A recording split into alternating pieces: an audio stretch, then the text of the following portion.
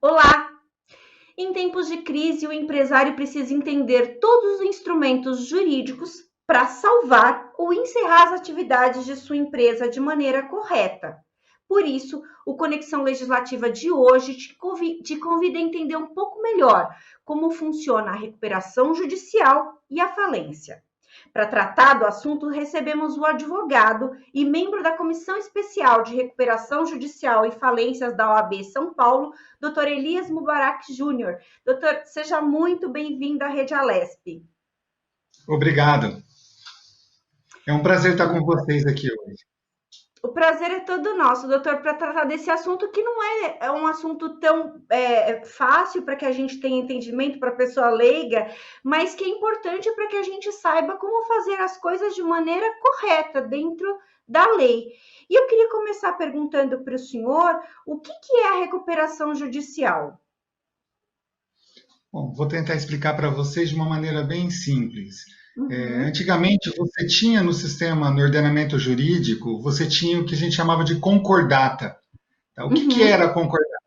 A concordata, a empresa, quando ela estava em crise econômico-financeira, na concordata, ela pedia para o juiz para suspender os pagamentos, para que ela conseguisse um prazo maior e para que ela viesse depois a se readequar à sua atividade.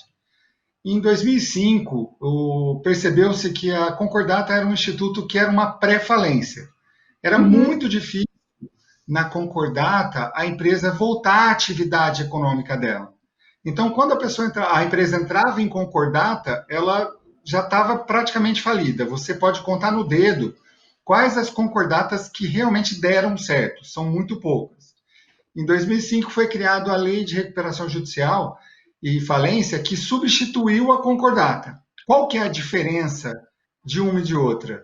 Na recuperação judicial, nada mais é do que um acordo coletivo entre os credores.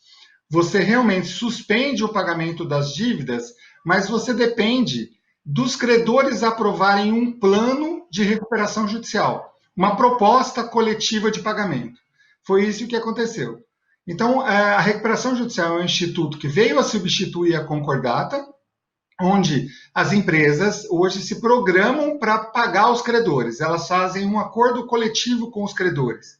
Em outras uhum. palavras, é isso. Na situação financeira difícil, ela se reúne com os credores e ela tenta fazer um acordo com os credores. É desse jeito que funciona. Doutor, qual que é o momento de pedir recuperação judicial? Quando que a empresa chega nesse ponto? Olha, agora realmente a situação está difícil, então vamos partir para essa questão jurídica aí da recuperação judicial. Tá? O que acontece é o seguinte: essa pergunta é muito importante. O time de pedir recuperação judicial, o tempo de pedir é muito importante. A empresa, quando Uhum, ela entra em dificuldade econômico-financeira, ela tem que se ater na situação dela. Eu preciso me soerguer, eu preciso me manter vivo. O que a gente vê bastante? O empresário, ele perde o tempo de entrar com a recuperação judicial. Quando você entra com uma recuperação judicial, você percebe que a tua vida não é fácil, ela não é a partir de agora ela vai ser boa. Não, ela precisa ter um capital de giro, ela precisa se manter no mercado. Quando você ajuiza a recuperação judicial, você fica meio sufocado pelos credores. Então você precisa sim ter esse giro, você precisa se manter no mercado. Então, se você me perguntar qual que é o time de você entrar com a recuperação judicial, o tempo de você entrar com a recuperação judicial é quando você percebe que você está em dificuldade financeira, mas você consegue segurar os pagamentos anteriores, ou seja, você vai dar um corte na sua dívida, mas você consegue se manter no mercado. Esse eu acho que é o que o empresário tem que perceber. Eu preciso me manter no mercado. Se ele passa esse time, não adianta ele segurar a dívida dele. O problema é que depois ele não consegue se manter vivo no mercado. Esse é o grande uhum, problema. Então, acho que o empresário tem que entender olha, eu preciso me manter vivo no mercado, eu preciso manter minha atividade. Outro uhum. sinal muito importante, quando você sente que você precisa entrar, ou melhor, as pessoas te colocam num estágio de recuperação judicial, é quando aquelas ações começam a entrar contra a empresa, ações de expropriação de bens. O que é isso? Penhora de faturamento, busca e apreensão, e aí isso começa a dificultar a atividade da empresa. Então, é nesse período que a empresa começa a ir atrás de algum instrumento jurídico para se manter viva e continuar a sua atividade. Por isso que eu te falo que essa é uma pergunta muito boa, porque você tem que estar vivo no mercado e você tem que estar com capital para se manter vivo no mercado. Esse é o X da questão. Então, doutor, para a gente até traduzir um pouco aí para o nosso público, é como se dissesse, eu ainda tenho um pequeno fôlego aí para me manter como empresa, mas eu preciso melhorar esse capital, esse valor que eu tenho, esses valores que eu tenho, para conseguir estabilizar essa situação e crescer. É isso? É isso mesmo. Você definiu muito bem, traduziu muito bem o que eu te falei. Que é uma recuperação judicial? A recuperação judicial nada mais é do que eu pegar toda a minha dívida, eu dar um corte nela, ou seja, se eu estou inadimplente hoje, no momento que eu entro com a recuperação judicial, no dia seguinte eu não estou mais inadimplente. Porque aquela dívida, até o dia que eu ajuizei, ela vai estar com o judiciário, é como se eu falasse com o judiciário, olha, segura a minha dívida, eu vou fazer uma proposta de pagamento, daqui para frente eu consigo viver. Então, eu preciso ter matéria-prima, eu preciso pagar meus fornecedores daqui para frente, eu preciso manter os meus trabalhadores em dia. Então, quando você falar, eu preciso entrar com recuperação judicial, tá? É eu segurar minha dívida daqui para trás. A recuperação judicial, eu acho que ela é muito importante em dois aspectos. Um aspecto é o aspecto social. Tá? Na recuperação judicial, por que o judiciário hoje fala, olha, eu vou te dar este benefício, entre aspas? É porque a minha ideia é manter a atividade econômica, mantendo os empregos. Esse é o aspecto social. E o aspecto econômico é que eu continue gerando divisas, pagando tributos. Se eu entro em recuperação judicial e não consigo manter os empregos e não consigo manter a geração de recursos, então não cabe mais a recuperação judicial. Aí seria mais a falência. Entendeu? É um voto de confiança para manter a roda da economia girando, né? Exatamente Doutor, isso. doutor, eu queria saber o seguinte: a gente vê muito falar em empresa grande que pede recuperação judicial, mas o pequeno CNPJ, ele também tem essa possibilidade de conseguir a recuperação judicial. Por exemplo, uma loja que não tem filiais, é só aquela loja, é o único patrimônio daquele empresário, ela também pode pedir recuperação judicial? Pode sim. O que acontece, e isso a gente tem que deixar muito claro, a recuperação judicial não é um processo barato. Por que não é um processo barato?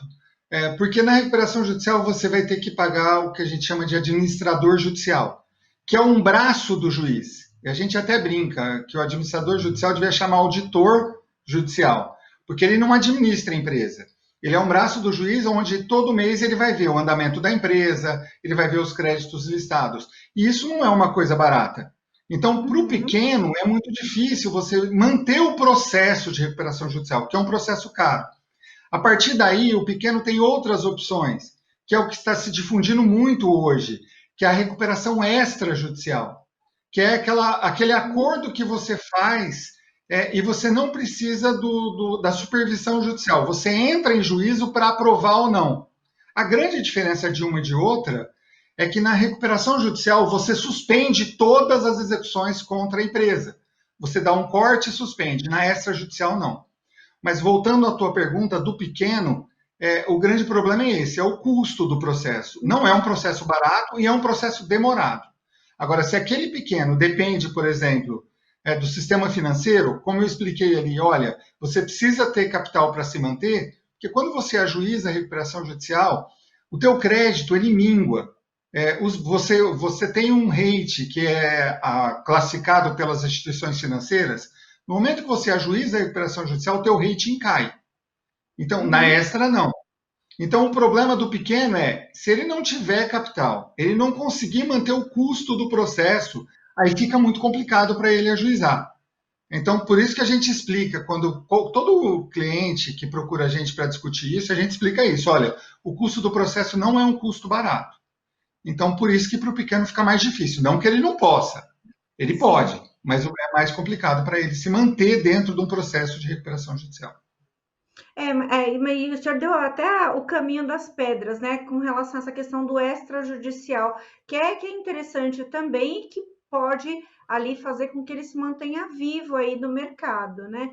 Doutor, eu queria Sim, saber, o senhor falou aí com relação à questão do fornecedor, a pessoa, a empresa deve para o fornecedor, e aí ali nesse momento da recuperação judicial, ela tem ali juridicamente um período ali, digamos assim, que de respiro para que ele consiga ordenar todas as suas dívidas e honrar ali com o seu fornecedor. Aí a minha pergunta é: isso não pode trazer um desequilíbrio também para o fornecedor? Porque tem empresa, tem fornecedor que só tem um cliente. E se esse cliente pedir recuperação judicial, como é que ele vai fazer? Né? Então, como olha, que o tribunal vê essas questões aí? sem sombra de dúvidas, é uma dificuldade que a gente tem, sim. Quando você ajuiza a recuperação judicial, você suspende a cobrança de todas as dívidas. E é óbvio, você suspende a cobrança dos fornecedores também. Então, essa reação em cadeia que acontece é uma coisa complicada, mas ela existe. É muito difícil você entender como é que isso funciona. Para o fornecedor é muito difícil. Quando a gente ajuiza uma recuperação judicial, a gente vai negociar com os fornecedores e você sente a dificuldade deles, sim. Então, vai muito da sensibilidade de negociação da empresa que pediu a recuperação judicial e do credor.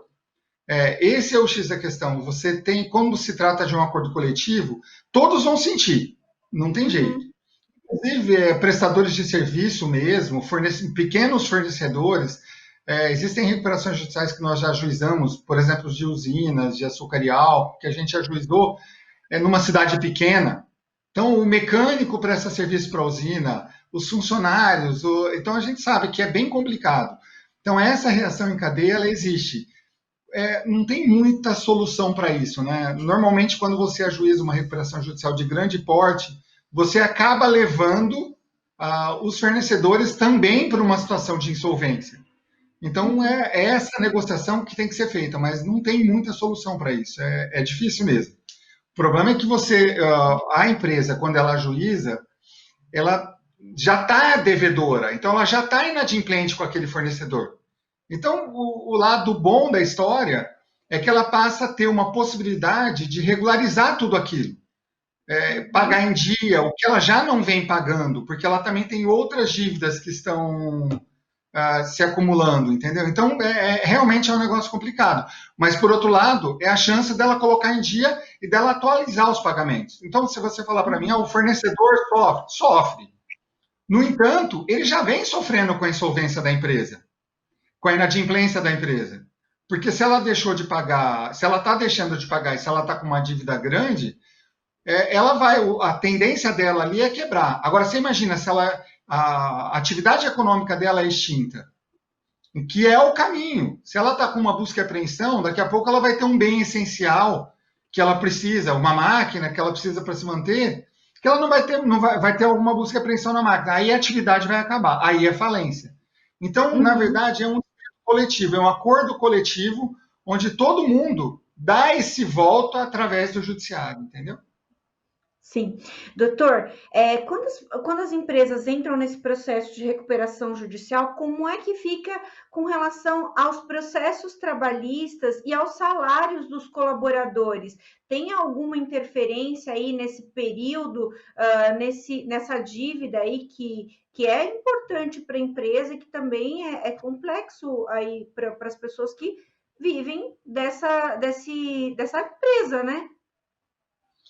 Os salários normalmente não são objeto da recuperação judicial. O salário não pode ser objeto da recuperação judicial. Os salários Uhum, normalmente têm que ser vão ser pagos, sempre vão ser pagos. Então, o que acontece é quando eu entro com a recuperação judicial, as dívidas de natureza rescisória elas podem ser objeto do processo de recuperação judicial. Importante a gente definir duas coisas. O que é débito concursal, é aquele que entra na recuperação judicial, e o que é débito extraconcursal, o que não entra na recuperação judicial.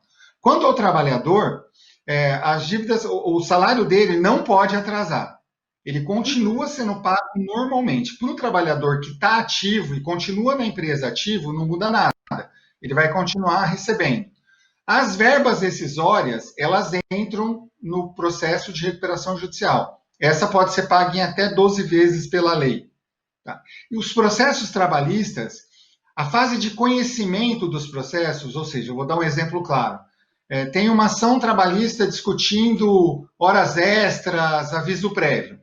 Essa fase de conhecimento, ela continua normalmente o processo.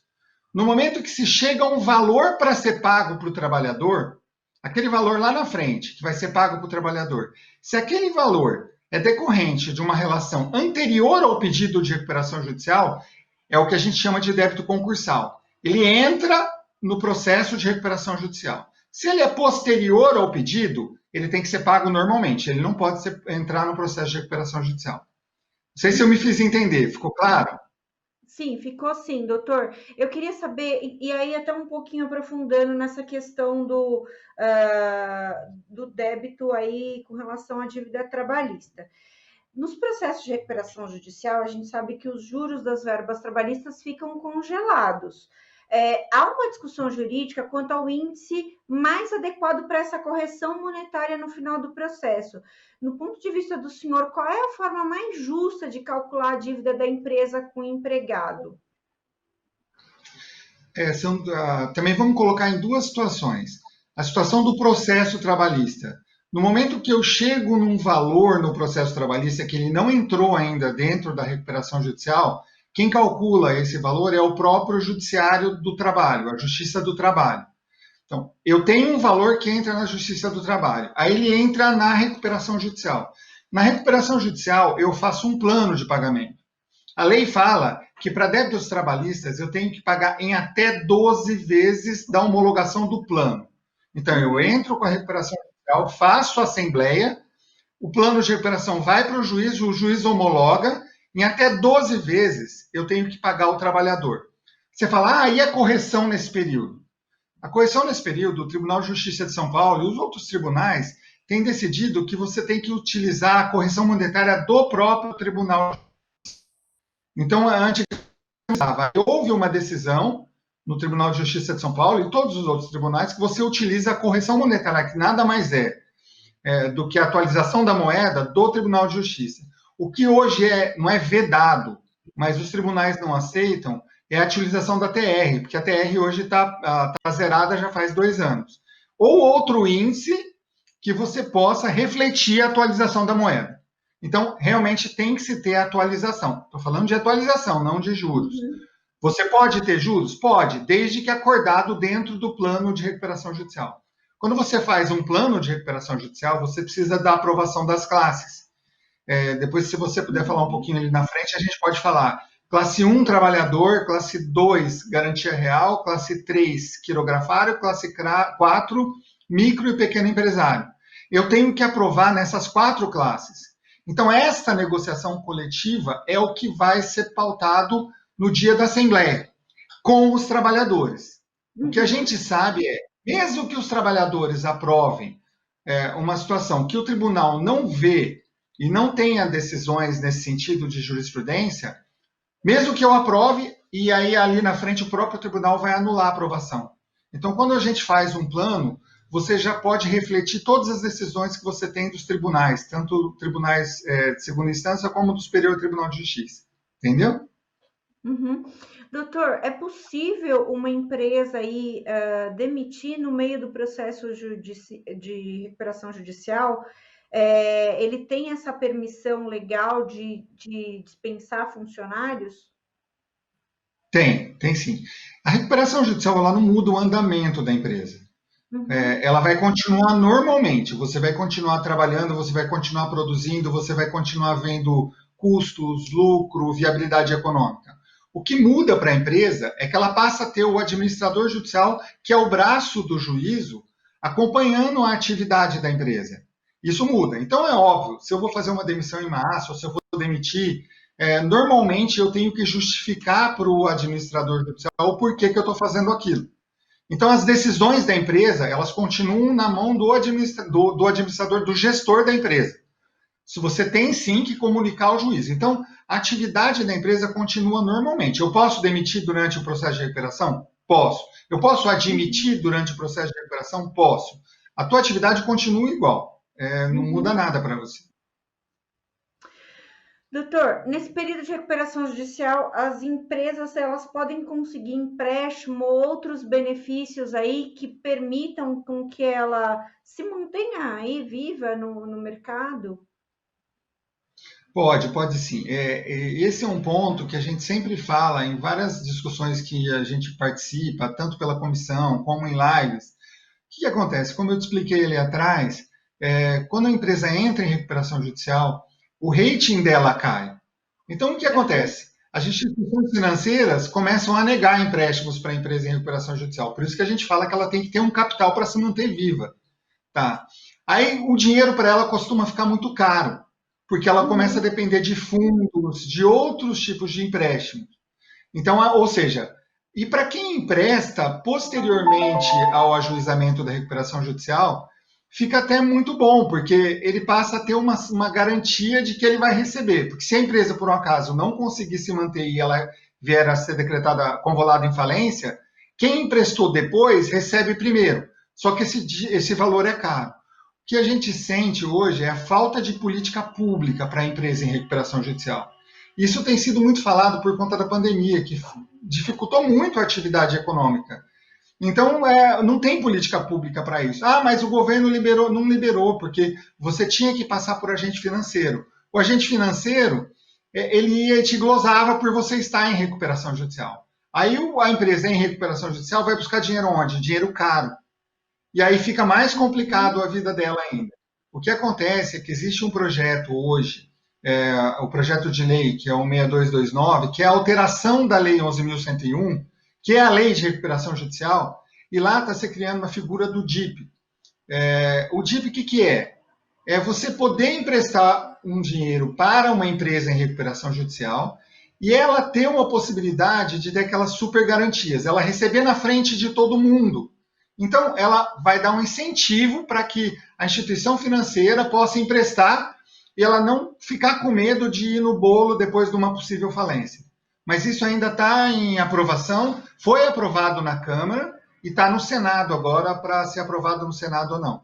Mas essa dificuldade é o que faz com que a gente explique. O time é importante, porque vai ser difícil você buscar dinheiro no mercado, mas não tenha dúvida. O seu dinheiro vai ser muito caro, entendeu? Sim, se a gente tiver até que fazer um comparativo com uma pessoa comum, a empresa com a pessoa comum, é como se ela não tivesse score, né? Ela não tivesse ali no ranking, bem ranqueada para ter o crédito, receber o crédito, né? Então, é importante que a gente fale isso também, porque fica, às vezes até fica parecendo que a pessoa, olha, vai congelar as minhas dívidas, aí eu vou poder fazer outras dívidas, e não é bem assim que funciona, até porque tem essa questão do mercado que vai assimilar quem tem o crédito para pagar depois ou não, né? Então é complexo a questão toda. Não, você colocou bem. Não é que eu vou fazer outras dívidas, mas eu preciso de financiamento para minha atividade.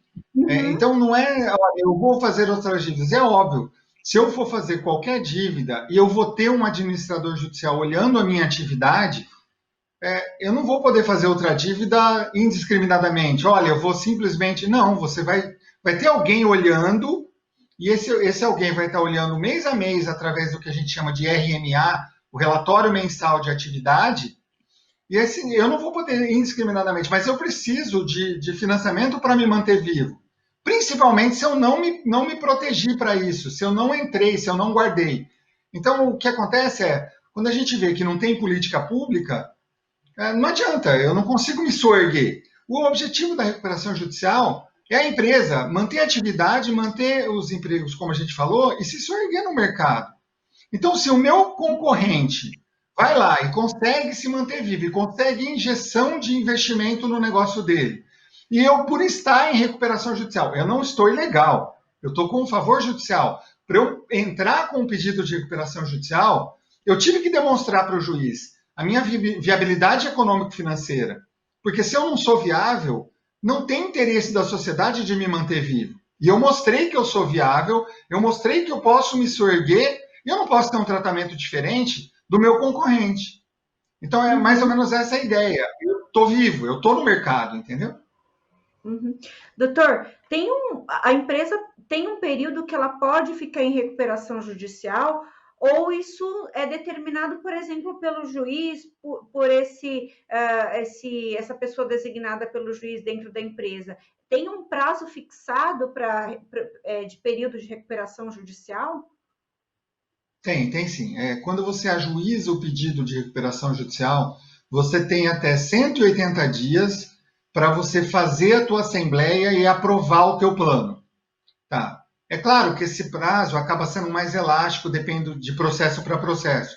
Número de credores, e aí não por culpa da recuperanda ou do próprio judiciário, é pelo número de pessoas mesmo que estão envolvidas no processo.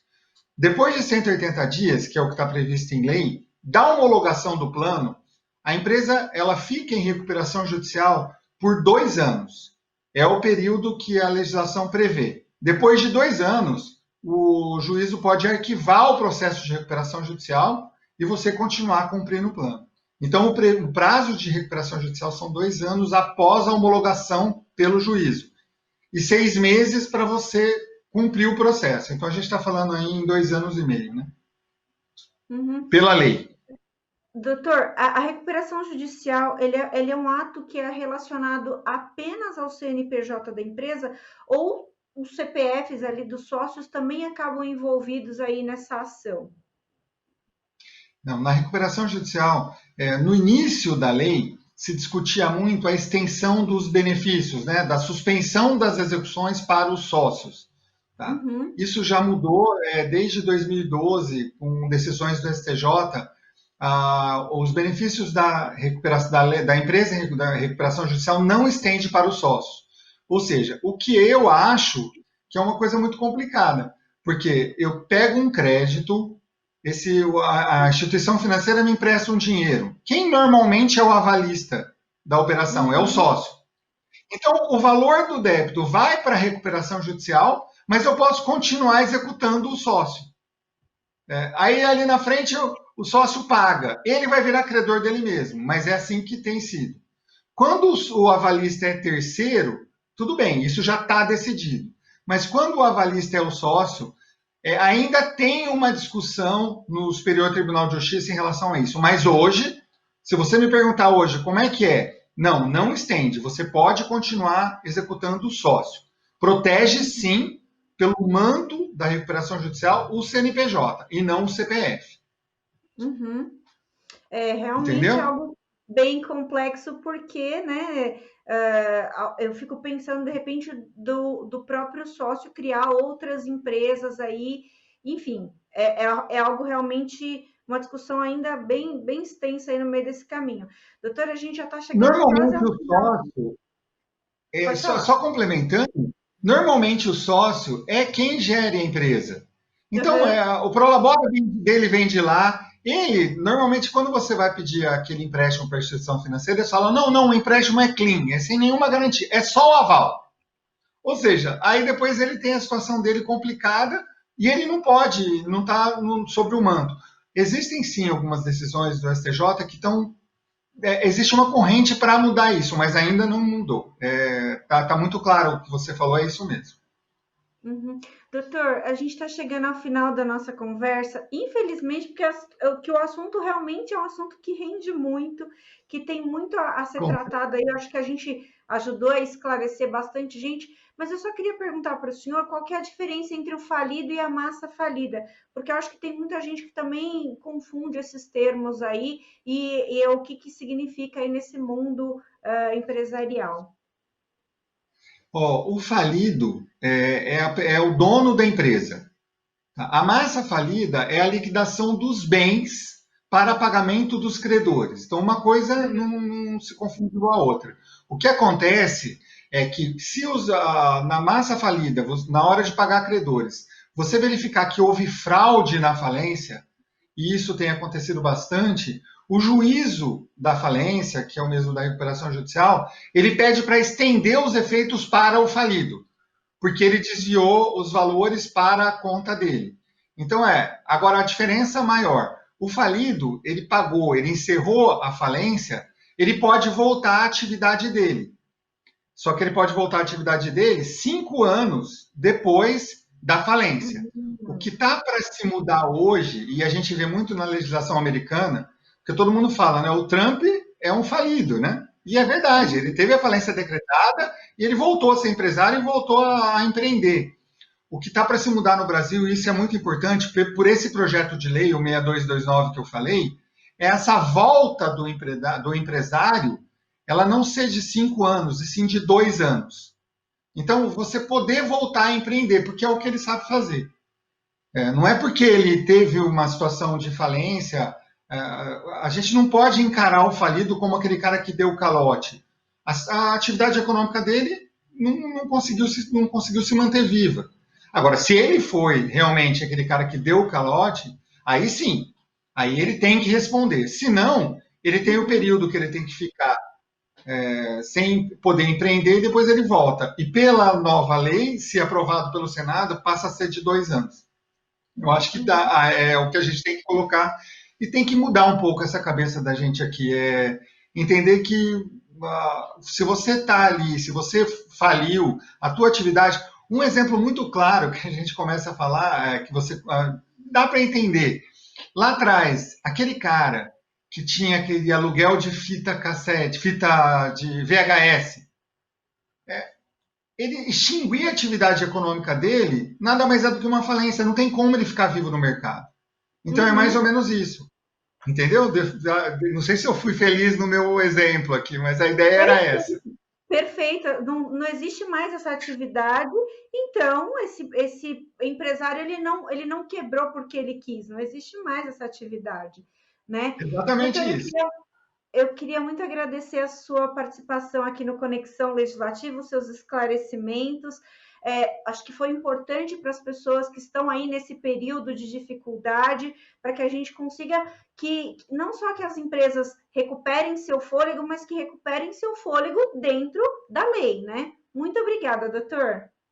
Eu que agradeço pelo convite e fico à disposição, espero que tenha ajudado. Com certeza ajudou. Esse foi mais um Conexão Legislativa. A gente falou um pouco de recuperação judicial das empresas com o Dr. Elias Mubarak Júnior, advogado e membro da Comissão Especial de Recuperação Judicial e Falências da OAB São Paulo. Muito obrigada pela sua companhia. Você fica agora com a programação da Rede Alesp. Você pode rever esse programa e outros programas da Rede Alesp nas nossas redes sociais. Muito obrigada e até mais.